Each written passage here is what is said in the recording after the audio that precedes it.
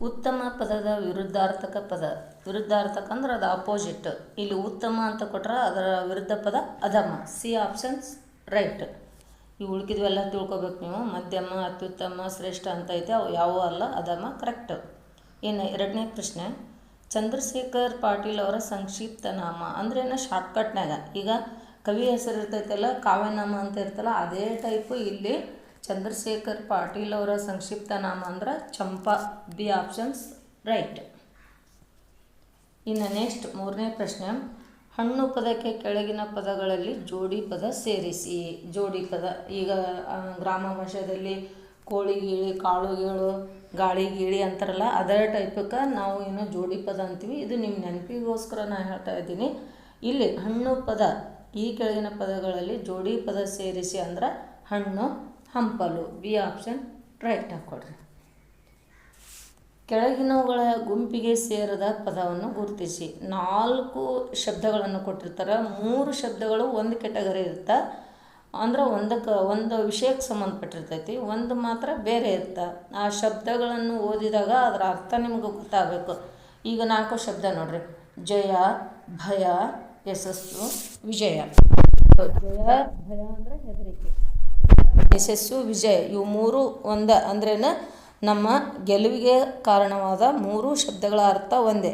ಆದ್ದರಿಂದ ಸಂಬಂಧಪಡಲಾರ್ದು ಯಾವುದಪ್ಪ ಅಂದ್ರೆ ಭಯ.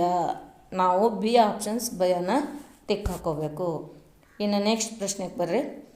ಡಾಕ್ಟರ್ ರಾಧಾಕೃಷ್ಣನ್ ಅವರ ಜನ್ಮ ದಿನಾಚರಣೆ ಡ್ಯಾಶ್ ಆಗಿರುತ್ತದೆ. ಇದು ಈಗ ಮೊನ್ನೆ ಆಚರಣೆ ಮಾಡಿದ್ವಿ. ನೀವು ಎಲ್ಲ ವಿಡಿಯೋನು ನೋಡ್ರಿ, ಗೊತ್ತಾಗುತ್ತಾ ಅದು ಯಾರ ದಿನಾಚರಣೆಯನ್ನು ಏನಂತ ನಾಮಕರಣ ಮಾಡ್ಯಾರ ಅನ್ನೋದು ಈ ಆಪ್ಷನ್ಸ್ನೇ ನೋಡೋಣ. ಶಿಕ್ಷಕರ ದಿನಾಚರಣೆ, ಮಕ್ಕಳ ದಿನಾಚರಣೆ, ಕಾರ್ಮಿಕರ ದಿನಾಚರಣೆ, ಯುವಜನರ ದಿನಾಚರಣೆ. ಆಪ್ಷನ್ಸ್ ಎ ಶಿಕ್ಷಕರ ದಿನಾಚರಣೆ ಟಿಕ್ ಹಾಕ್ಕೊಳ್ರಿ. ಇನ್ನು ಮಕ್ಕಳ ದಿನಾಚರಣೆ ಈಗ ನೆಕ್ಸ್ಟ್ ನವಂಬರ್ 14ಕ್ಕೆ ಬರುತ್ತೆ. ಕಾರ್ಮಿಕರ ದಿನಾಚರಣೆ ಮಾರ್ಚ್ 1ಕ್ಕೆ ಬರ್ತೈತಿ, ಇದು ಮೇ 1ಕ್ಕೆ ಬರ್ತೈತಿ. ಯುವಕರ ದಿನಾಚರಣೆ ಹೀಗೆ ಒಬ್ಬೊಬ್ರಿಗೆ ಒಂದೊಂದು ಡೇಟನ್ನು ಇಟ್ಟಿರ್ತಾರೆ. ಸ್ವಲ್ಪ ಜಸ್ಟ್ ಇದ್ರ ಬಗ್ಗೆ ಗಮನ ಇರಬೇಕು. ಇನ್ನು ನೆಕ್ಸ್ಟ್ ಕ್ವಶನ್ಗೆ ಹೋಗೋಣ. 8ನೇ ಪ್ರಶ್ನೆ, ಪ್ರಶ್ನೆ 6. ಶಾಲೆ ಪ್ಲಸ್ ಅಲ್ಲಿ, ಶಾಲೆಯಲ್ಲಿ ಯಾವ ವಿಭಕ್ತಿ ಪ್ರತ್ಯಯಗಳು? ಇಲ್ಲಿ ನಾವೇನು ಮಾಡ್ಬೇಕಂದ್ರೆ ವಿಭಕ್ತಿ ಪ್ರತ್ಯಯಗಳು 8 ವಿಭಕ್ತಿ ಪ್ರತ್ಯಯಗಳನ್ನು ನಾವು ಮೊದಲ ಗಟ್ ಮಾಡಿರಬೇಕು. ಈಗಾಗಲೇ ಕನ್ನಡದಾಗ ನಾನು ಹೇಳಿಕೊಟ್ಟೀನಿ, ನೀವು ಒಪ್ಸಿರಿ, ಆದರೂ ಹೊಳ್ಳಿ ನೆನಪು ಹಾರಿರ್ತೀರಿ. 8 ವಿಭಕ್ತಿ ಪ್ರತ್ಯಯಗಳು ಯಾವಂದ್ರೆ ಪ್ರಥಮ ಉ, ದ್ವಿತೀಯ ಅನ್ನು, ತೃತೀಯ ಇಂದ, ಚತುರ್ಥಿ ಗೆ, ಹೀಗೆ ಅಕ್ಕೆ, ಪಂಚಮಿ ದೆಸೆಯಿಂದ, ಷಷ್ಠಿ ಅ, ಸಪ್ತಮಿ ಅಲ್ಲಿ, ಸಂಬೋಧನ ಎ ಈರ. ಹಿಂಗೆ 8 ವಿಭಕ್ತಿ ಪ್ರತ್ಯಯಗಳದವು. ಇವು ನಾಮಪದದ ಜೊತೆಗೆ ಹೆಂಗೆ ಸೇರಿಸ್ಬೇಕು ಅನ್ನೋದನ್ನು ಹೇಳ್ಕೊಟ್ಟೀನಿ. ಆದರೂ ನೆನಪು ಹಾರಿದ್ರು ಈ ಚಾರ್ಟನ್ನು ಇನ್ನೊಂದು ಸರಿ ನಾನು ಹಾಕ್ತೀನಿ. ಆ ಚಾರ್ಟನ್ನು ನೋಡಿ ಮತ್ತೊಮ್ಮೆ ಪುನರ್ಬಲನ ಮಾಡಿಕೊಳ್ರಿ. ಈಗ ಆ ಪ್ರಶ್ನೆಯಲ್ಲಿ ಶಾಲೆ ಪ್ಲಸ್ ಅಲ್ಲಿ, ಈ ಶಾಲೆಯಲ್ಲಿ ಯಾವ ವಿಭಕ್ತಿ ಪ್ರತ್ಯಯ ಅಂತ ಅಂದ್ರೆ ಇಲ್ಲಿ ನೀವೇನು ನೋಡಬೇಕು, ಸಪ್ತಮಿ. ಅಲ್ಲಿ ಅನ್ನೋದು ಎದ್ರ ಬರ್ತೈತಿ? ಸಪ್ತಮಿ ವಿಭಕ್ತಿ ಪ್ರತ್ಯಯಲ್ಲಿ ಬರ್ತೈತಿ. D options right.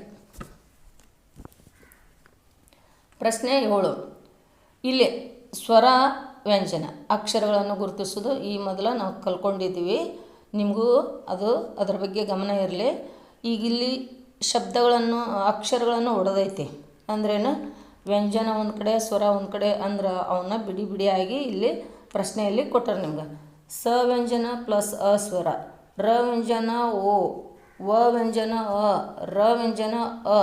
ಅಂದ್ರೆ ಸ ಪ್ಲಸ್ ಅ ಅಂದ್ರೆ ಸ ಆತು, ರ ಪ್ಲಸ್ ಓ ಅಂದ್ರೆ ರೋ ಆತು, ಓ ಪ್ಲಸ್ ಅ ಅಂದ್ರೆ ವ ಆತು, ರ ಪ್ಲಸ್ ಅ ಅಂದ್ರೆ ರ ಆತು. ಅಂದ್ರೇನಿದು ಪೂರ್ತಿ ವಾಕ್ಯ ಸರೋವರ. Options B. ಪ್ರಶ್ನೆ 8ನೇ ಪ್ರಶ್ನೆಗೆ ಹೋಗೋಣ. ಈಗ ಡ್ಯಾಶ್ ಮನೆಯ ಮಾಡಿ ಮೃಗಗಳಿಗಂಜಿದೆಡೆಂತಯ್ಯ ಪದ್ಯದ ಈ ಸಾಲನ್ನು ಪೂರ್ತಿಗೊಳಿಸಿ. ಇಲ್ಲಿ ವಚನಗಳಲ್ಲಿ ನಿಮ್ಗೆ ಇದು ಆಗಲೇ ಗಟ್ ಮಾಡಿರಿ, ಮೊನ್ನೆರ ನೆನಪು ಮಾಡಿಕೊಂಡಿರಿ. ಇದರ ಆಪ್ಷನ್ ಏನಪ್ಪ ಅಂದ್ರೆ ಬೆಟ್ಟದ ಮೇಲೊಂದು, ಸಿ ಆಪ್ಷನ್ ರೈಟ್ ಹಾಕ್ಕೊಡ್ರಿ.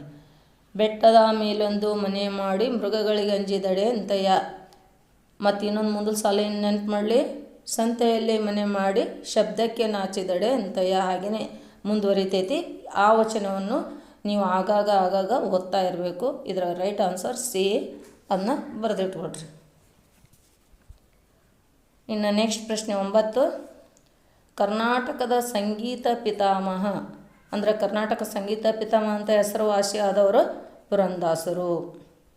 ಇನ್ನು ಉಳಿದರದರ ಕಾಳಿದಾಸ, ಕನಕದಾಸ, ತ್ಯಾಗರಾಜ ಅದರ ಇವರೆಲ್ಲರೇನೋ ಸಾಹಿತ್ಯ ಬರೆದಂಥವ್ರು ಮತ್ತು ಸಂಕೀರ್ತನೆ ಮಾಡಿದಂಥ ವ್ಯಕ್ತಿಗಳು ಇರ್ತಾರೆ. ಆದರೆ ಆಪ್ಷನ್ ಮಾತ್ರ ಪುರಂದಾಸರು, ಎ ಆಪ್ಷನ್ ರೈಟ್. ನೆಕ್ಸ್ಟ್ ಪ್ರಶ್ನೆ 10ನೇದು. ಕೆಳಗಿನವುಗಳಲ್ಲಿ ರೂಢಿನಾಮವಲ್ಲದ ಪದ ಅಂದ್ರೆ ಎಲ್ಲರೂ ಒಬ್ಬರ ಬಾಯಿಂದ ಒಬ್ಬರು ಕರೆದೇ ಇರೋದಿಲ್ಲ, ಅದು ನಾಮ, ರೂಢಿನಾಮ. ನಾಮ ಅಂದರೆ ಹೆಸರು, ಎಲ್ಲರೂ ಆ ಹೆಸರನ್ನ ಕರ್ಕೊತ ಬಂದಿರ್ತಾರೆ, ಅದಕ್ಕೆ ರೂಢಿನಾಮ ಅಂತ ಕರಿತೀವಿ. ಅದು ಅಲ್ಲದೊಂದು ಐತಿ ನಮ್ಗೆ, ಅದನ್ನು ನಾವೇನು ಅಂತೀವಿ, ರೂಢಿನಾಮವಲ್ಲದ್ದು ಯಾವುದಪ್ಪ ಅಂದ್ರೆ ಹಿಮಾಲಯ, ಡಿ ಆಪ್ಷನ್ ರೈಟ್. ಪ್ರಶ್ನೆ 11. 2-9-1857 ಅಂಕಿಗಳನ್ನು ಕನ್ನಡ ಅಂಕಿಗಳಲ್ಲಿ ಬರೆಯಿರಿ. ನಿಮಗೆ ಕನ್ನಡ ಅಂಕಿ ಖಂಡಿತವಾಗಿ ಕಡ್ಡಾಯವಾಗಿ 1ರಿಂದ 100 ಮಟ್ಟ ಕಲಿಬೇಕು.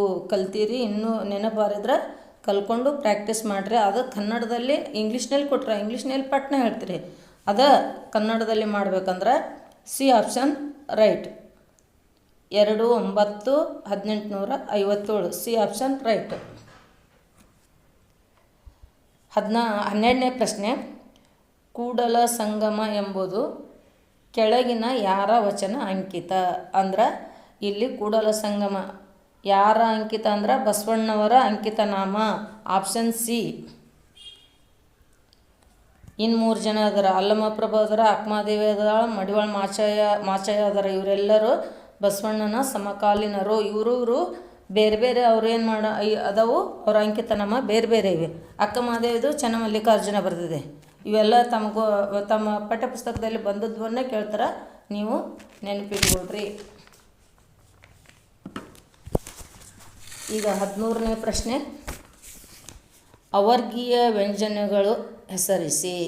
ಒಟ್ಟಾರೆ ಮೂಲಾಕ್ಷರ ಚಾರ್ಟ್ ಹಾಕ್ಕೋಬೇಕು ನೀವು. ಅಲ್ಲಿ ಸ್ವರಗಳು, ವರ್ಗೀಯ ವ್ಯಂಜನಗಳು, ಅವರ್ಗೀಯ ವ್ಯಂಜನಗಳು ಅಂತೇಳಿ 3 ಹಂತಗಳನ್ನಾಗಿ ವಿಂಗಡಿಸ್ತೀವಿ. ಈಗ ಸ್ವರಗಳು ಅಂದ್ರೆ ಅಲಿಂದ ಅವು ಮಠ, ಅದು ಒಂದು ಸ್ವರಪಟ್ಟಿ. 2 ಯೋಗವಾಹಗಳು ಬರ್ತವೆ. ಆಮೇಲೆ ಕ, ಚ, ಟ, ತ, ಪ, ಅವು ಅವರ್ಗೀಯ ವ್ಯಂಜನಗಳು. ಕ ಅಂದ್ರೆ ಕ ಕ ಗ, ಚ ಅಂದ್ರೆ ಚ ಚ ಜ ಜ, ಟ ಅಂದ್ರೆ ಟ ಟ ಡ ಡ ನ, ತ ಅಂದ್ರೆ ತ ತ ದ ದ ನ, ಪ ಅಂದ್ರೆ ಪ ಪ ಬ ಬ ಮ. ಅದಕ್ಕೆ ನಾವು ಅದರ ಪ್ರಾರಂಭದ ಅಕ್ಷರಗಳನ್ನು ಹಿಡ್ಕೊಂಡು ಕ ಚ ಟ ತ ಪ ಅಂತ ಕರಿತೀವಿ. ಆದ್ರೆ ಅವರ್ಗೀಯ ವ್ಯಂಜನಗಳು ಅವು ವರ್ಗೀಯ ವ್ಯಂಜನಗಳು ಅದು. ಇನ್ನು ಅವರ್ಗೀಯ ವ್ಯಂಜನಗಳು ಅಂದ್ರೆ ಯ, ರ, ಲ, ವ, ಶೇಷ, ಹಳ, ಅವಕ್ಕೆ ನಾವು ಅವರ್ಗೀಯ ವ್ಯಂಜನ ಅಂತ ಕರಿತೀವಿ. ಅವು 9. Options D. ಇನ್ನು ಪ್ರಶ್ನೆ 14. ತೋಟದಲ್ಲಿ ಹೆಚ್ಚಾಗಿ ಯಾವ ಗೊಬ್ಬರವನ್ನು ಬಳಸುತ್ತಿದ್ದರು? Question mark. ಇದನ್ನು ಬಹುವಚನ ರೂಪದಲ್ಲಿ ಬರೆದಾಗ ತೋಟದಲ್ಲಿ ಹೆಚ್ಚಾಗಿ ಯಾವ ಗೊಬ್ಬರವನ್ನು ಬಳಸ್ತಿದ್ದರು? ಇಲ್ಲಿ ತೋಟದಲ್ಲಿ ಹೆಚ್ಚಾಗಿ ಯಾವ ಗೊಬ್ಬರವನ್ನು ಬಳಸ್ತಿದ್ರು ಅನ್ನೋದಕ್ಕೆ ಬಹುವಚನ ಮಾಡಬೇಕು. ಗೊಬ್ಬರ ಇರೋದನ್ನು ಇಲ್ಲಿ ತೋಟದಲ್ಲಿ ಹೆಚ್ಚಾಗಿ ಯಾವ ಗೊಬ್ಬರಗಳನ್ನು ಬಳಸುತ್ತಿದ್ದರು ಆಗ ಸಿ ಆಪ್ಷನ್ ಬರ್ತದೆ. ತೋಟಗಳಲ್ಲಿ ಹೆಚ್ಚಾಗಿ ಯಾವ ಗೊಬ್ಬರಗಳನ್ನು ಬಳಸುತ್ತಿದ್ದರು, ಇದನ್ನು ಹಾಕಿದ್ರೆ ರೈಟ್ ಆನ್ಸರ್ ಆಪ್ಷನ್ ಸಿ. ಇನ್ನು 15ನೇ ಪ್ರಶ್ನೆ. ನಾನು ನನ್ನ ಸ್ನೇಹಿತ ಮತ್ತು ನನ್ನ ತಂದೆ ಪ್ರವಾಸಕ್ಕೆ ಹೋಗುತ್ತೇವೆ. ಇಲ್ಲಿ ಫುಲ್ ಸ್ಟಾಪ್ ಇದೆ. ಈ ವಾಕ್ಯದಲ್ಲಿ ಬಳಸಬೇಕಾದ ಲೇಖನ ಚಿಹ್ನೆಯನ್ನು ಗುರುತಿಸಿ. ಆಲ್ರೆಡಿ ನಿಮ್ಗೆ ಇದನ್ನ ಹೈಲೈಟ್ ಮಾಡ್ಯಾರ, ಹೈಲೈಟ್ ಕಾಮಾದಲ್ಲಿ ಇಟ್ಕೊಂಡು ಮತ್ತು ಪೂರ್ಣ ವಿರಾಮನೂ ಕೊಟ್ರ. ಅಂದ್ರೆ ಒಂದು ವಾಕ್ಯ ಪೂರ್ತಿ ಆದಾಗ ಒಂದು ಟಿಕ್ ಇಡ್ತಾರೆ, ಅದು ಪೂರ್ಣ ವಿರಾಮ. ಅದಕ್ಕೆ ಆಪ್ಷನ್ ಎ ಪೂರ್ಣ ವಿರಾಮ ಅದನ್ನು ಹಾಕ್ಕೋಬೇಕು. ನೀವೇನು ಮಾಡಬೇಕು, ಲೇಖನಿಯ ಚಿಹ್ನೆಗಳನ್ನು ನೀವು 9 ಲೇಖನಿಯ ಚಿಹ್ನೆಗಳನ್ನು ಗಟ್ಟಿ ಮಾಡ್ಕೋಬೇಕು. ಅದರ ಚಾರ್ಟ್ ಹಾಕುತ್ತಾ ನೋಡ್ಕೊಳ್ರಿ. ಪೂರ್ಣ ವಿರಾಮ ಅಂದ್ರೇನು, ಅರ್ಧ ವಿರಾಮ ಅಂದ್ರೇನು, ಅಲ್ಪ ವಿರಾಮ ಅಂದ್ರೇನು, ಪ್ರಶ್ನಾರ್ಥಕ ಚಿಹ್ನೆ ಅಂದ್ರೇನು, ಭಾವಸೂಚಕ ಚಿಹ್ನೆ, ಉದ್ಧರಣ ಚಿಹ್ನೆ, ಸಮಾನಾರ್ಥಕ ಚಿಹ್ನೆ, ಆವರಣ ಚಿಹ್ನೆ, ವಿವರಣೆ ಚಿಹ್ನೆ. ಅವನ್ನ ನಿಮ್ಮ ಟೆಕ್ಸ್ಟ್ ಬುಕ್ದಲ್ಲಿ ಒಂದು ಬ್ರಾಕೆಟ್ನೊಳಗೆ ಆ ಚಿಹ್ನೆನೂ ಕೊಟ್ರೆ ಅವನ್ನ ನೀವು ಓದಿ ಪ್ರಾಕ್ಟೀಸ್ ಮಾಡ್ಕೊಳ್ರಿ. ಯಾಕಂದ್ರೆ ಇದನ್ನಲ್ಲದೆ ಇನ್ನೊಂದು ಬೇರೆದು ಕೊಡಬೇಕು. ಇನ್ನು ಡಬಲ್ ಇನ್ವರ್ಟೆಡ್ ಕಾಮದಾಗಿಟ್ಟು ಆಮೇಲೆ ಆಪ್ಷನ್ಸ್ ಕೊಡ್ತಾರೆ. ಇದು ಯಾವುದು ಅಂತ ಕೇಳಿದಾಗ ನೀವು ಅಲ್ಲೇ ಏನು ಮಾಡ್ಕೊ ಉದ್ಧರಣ ಚಿಹ್ನೆ ಅಂತ ಹೇಳಕ್ಕೆ ಬರುತ್ತೆ. ಆದ್ದರಿಂದ ಇವನ್ನೆಲ್ಲ ನೀವು ಗಟ್ಟಿ ಹಾಕ್ಕೊಡ್ರಿ. ಈ ರೀತಿ ಮಾಡಬೇಕು. ನೆಕ್ಸ್ಟ್ ಕ್ವಶನ್ 16ನೇ ಕ್ವಶನ್ನು. ಜ್ಞಾನೇಶ ಕರ್ನಾಟಕದ ಸಂಗೀತವನ್ನು ಹಾಡುವವನಿದ್ದಾನೆ. ಜ್ಞಾನೇಶ ಅಂತಕ್ಕಂಥ ಮಗು ಕರ್ನಾಟಕ ಸಂಗೀತ ಹಾಡುವವನಿದ್ದಾನೆ. ಯಾವ ಕಾಲವನ್ನು ಸೂಚಿಸುತ್ತದೆ? ಹಾಡುವವನಿದ್ದಾನೆ, ಇನ್ನು ಹಾಡಿಲ್ಲ, ಹಾಡೋಕ್ಕೆ ಟೈಮನ್ನು ಫಿಕ್ಸ್ ಇಲ್ಲ ಅಂದ್ರೆ ಒಂದು ಭವಿಷ್ಯತ್ ಕಾಲ, ಮುಂದೆ ಹಾಡ್ತಾನೋ ಬಿಡ್ತಾನೋ ಗೊತ್ತಿಲ್ಲ. ಅಂತಹ ಒಂದು ವಾಕ್ಯವನ್ನು ನೀವೇನು ಮಾಡಬೇಕು, ತಿಳ್ಕೊಂಡು ನಾವು ಆ ಕಾಲವನ್ನು ಸರಿಯಾಗಿ ಗುರುತಿಸ್ಬೇಕು. ಆಪ್ಷನ್ ಎ ಭವಿಷ್ಯತ್ ಕಾಲ. 17ನೇ ಪ್ರಶ್ನೆ ಗಾದೆ ಮಾತು. ಕೈ ಕೆಸರಾದ ಡ್ಯಾಶ್ ಈ ಗಾದೆಯನ್ನು ಪೂರ್ಣಗೊಳಿಸಿ. ಇದು ಎಲ್ಲ ಜನಪ್ರಿಯ ಗಾದೆ. ಆಪ್ಷನ್ ಬಿ ಬಾಯ್ ಮೊಸರು. 18ನೇ ಪ್ರಶ್ನೆ. ಈ ಪ್ರಶ್ನೆ ನೋಡು, ಹಿಂದಿನ ಪತ್ರಿಕೆಯಲ್ಲಿ ಬಂದೈತಿ, ಸ್ವಲ್ಪ ಚೇಂಜ್ ಮಾಡ್ಯಾರ. ಇಲ್ಲಿ ಚಿಪ್ಪು ಬಂದಿಲ್ಲ ಅಷ್ಟೇ, ಇಲ್ಲಿ ಚಿಪ್ಪು ಬಂದಿಲ್ಲ, ಇಲ್ಲಿ ನೀರು ತೊಗೊಂಡ್ರ. ಅದಕ್ಕೆ ನಾನು ಹೇಳ್ತೀನಿ, 4 ಆಪ್ಷನ್ಗಳು ಕೊಟ್ಟಾಗ ನಾನು ಏನು ಮಾಡ್ತೀನಿ, ಬಿಡಿಸಿ ಹೇಳ್ತಿರ್ತೀನಿ. ಅದನ್ನು ಗಮನಿಸಬೇಕು. ನೀವು ಸರಿಯಾಗಿ ಓದ್ಕೊಂಡ್ರಪ್ಪ ಅಂದ್ರೆ ಅದು ಈಸಿಯಾಗಿ ಗೊತ್ತಾಗ್ಬಿಡುತ್ತೆ ನಿಮ್ಗೆ.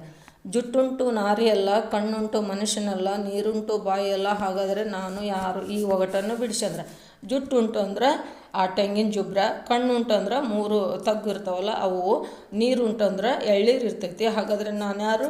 ತೆಂಗಿನಕಾಯಿ. ಫಸ್ಟ್ ಆಪ್ಷನ್ನಲ್ಲಿ ಏನಿತ್ತು ಹೇಳು, ಅಲ್ಲಿ ಚಿಪ್ ಅಂತ ಇತ್ತು, ಅಷ್ಟೇ ಚೇಂಜ್ ಆಗಿರೋದು. ಇದನ್ನು ನೀವೇನು ಮಾಡಬೇಕು, ಭಾಳ ಸೂಕ್ಷ್ಮವಾಗಿ ಮನಸ್ಸಿನಲ್ಲಿ ಇಟ್ಕೋಬೇಕು ಅವನ ಆಪ್ಷನ್. 19. ಜಬರಿಸು ಪದಕ್ಕೆ ಸಮಾನಾರ್ಥಕ ಪದವೆಂದರೆ? ಜಬರ್ಸೋದು. ನಾನು ಜಬರ್ಸಿದ್ರಿ ಅಂತಿರಲ್ಲ ನೀವು. ಜಬರಿಸು ಅಂದ್ರೆ ಗದರಿಸು ಅಥವಾ ಹೆದರಿಸು ಎರಡೂ ಬರ್ತೈತಿ. ನಿಮ್ಮ ಆಪ್ಷನ್ನಲ್ಲಿ ಸಿ ಆಪ್ಷನ್ ಹೆದರಿಸು ಹಾಕ್ಕೊಂಡ್ರೆ ರೈಟ್ ಆನ್ಸರ್. ಇನ್ನೇನು 3 ಇದ್ದುದು ನಿಮ್ಗೆ ಗೊತ್ತದ. ಮುದ್ದಿಸು ಅಂದ್ರೆ ಪ್ರೀತಿಯಿಂದ ನಿಮ್ಮ ಜೊತೆಗಿರೋದು. ಲಾಲಿಸು ಅಂದ್ರೆ ನಿಮ್ಮ ಜೊತೆಗೆ ನಿಮ್ಮನ್ನು ಖುಷಿಪಡಿಸೋದು. ಆಮೇಲೆ ಪ್ರೀತಿಸು ಅಂದ್ರೆ ನಿಮ್ಮ ಚೆನ್ನಾಗಿ ನೋಡ್ಕೊಳ್ಳೋದು. ಇವೆಲ್ಲ ಅರ್ಥ ಸೇಮ್. ಇದು ಒಂದು ಹೆದರಿಸು. ಈ ನಮ್ಗೆ ಕೊಟ್ಟಂಥ ಪ್ರಶ್ನೆಗೆ ಸರಿಯಾದ ಉತ್ತರ. ಇನ್ನು 20. ಮಳೆ ಪ್ಲಸ್ ಕಾಲ ಮಳೆಗಾಲ ಯಾವ ಸಂಧಿಗೆ ಉದಾಹರಣೆ ಆಗಿದೆ? ಇದು ನೋಡು, ಮಳೆ ಪ್ಲಸ್ ಕಾಲ ಮಳೆಗಾಲ ಇದು ನಾವು ಆದೇಶ ಸಂಧಿ ಅಂತ ಕರಿತೀವಿ. ಅಂದ್ರೇನು, ಒಂದು ಹೊಸ ಅಕ್ಷರ ಬಂದು ಸೇರ್ತ. ಮಳೆ ಪ್ಲಸ್ ಕಾಲ ಮಳೆಗಾಲ. ಇದು ಕಚಟ ತಪಗಳಿಗೆ ಗದ ಬ ಬರ್ತ. ನಿಮ್ಗೆ ನಾನು ವ್ಯಾಕರಣ ಹೇಳಾಗ ಹೇಳೇನಿ, ಕಚಟ ತಪಗಳಿಗೆ ಗದ ಬ. ಈ ಮಳೆ ಪ್ಲಸ್ ಕಾಲ ಮಳೆಗಾಲ ಗ ಅನ್ನೋ ಅಕ್ಷರ ಬಂದೈತಿ, ಇದು ಆದೇಶ ಸಂಧಿ. Right answer D. Kannada paper complete ಆಯಿತು. ಇದನ್ನು ನೀವೇನು ಮಾಡಬೇಕು, ಸರಿಯಾಗಿ ನೋಡ್ಕೋಬೇಕು, ನೋಟ್ಸ್ ಮಾಡ್ಕೋಬೇಕು. ಅದಕ್ಕೆ ಸಂಬಂಧಪಟ್ಟ ಪೂರಕ ವಿಷಯನ ಹೇಳಿರ್ತೀನಲ್ಲ ಅದನ್ನು ಬರೆದು ಟಿಪ್ಪಣಿ ಮಾಡ್ಕೋಬೇಕು. ಇಲ್ಲಾಂದ್ರೆ ನೀವೇನು ಮಾಡಬೇಕು, ವಿಡಿಯೋನ ಮೇಲಿಂದ ಮೇಲೆ ನಿಮಗೆ ಫ್ರೀ ಇದ್ದಾಗ ಮೇಲಿಂದ ಮೇಲೆ ನೋಡಿ ತಿಳ್ಕೊಂಡು ನೋಡಿ ಲಾಸ್ಟು ಲೈಕ್ ಬಟನ್ ಹಾಕಿರಿ. Thank you.